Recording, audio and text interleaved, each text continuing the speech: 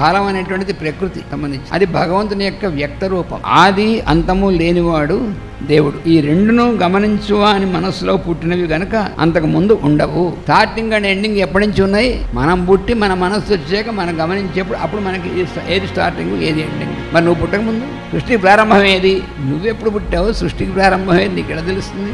ఎప్పుడు స్టార్ట్ అయినప్పుడు నువ్వు ఉన్నావా? సృష్టింపబడిన స్థితి నుండి ఆదియు అది లీనమగుట అంతముగా గుర్తింపబడిన. దానికి ముందు వెనుకల్లో ఉన్న దేవునకు ఆద్యంతమును ఎట్లుండునో అంటే సృష్టి బయటికి రాకముందు ఆయన ఉన్నాడు, ఆయన నుంచి సృష్టి వచ్చింది. సృష్టి మళ్ళీ వెళ్ళిపోయి లోపలికి వెళ్ళిపోయినప్పుడు ఆయనే ఉన్నాడు, ఆయనలోకి వెళ్ళిపోయింది. ఆయన నుంచి బయటకు వచ్చి కొంతకాలం అలాగా ప్రవర్తించి మళ్ళీ ఆయనలోకి వెళ్ళిపోయిన తర్వాత ఆయన ఎప్పుడూ ఉండేటువంటి వాడు అబ్సల్యూట్. అలా ఉన్నటువంటి వాడికి ఆయన ఎప్పటి నుంచి ఉన్నాడు అని అడిగారు అనుకోండి, అట్లాంటి ప్రశ్నలకు అర్థం ఉండదు.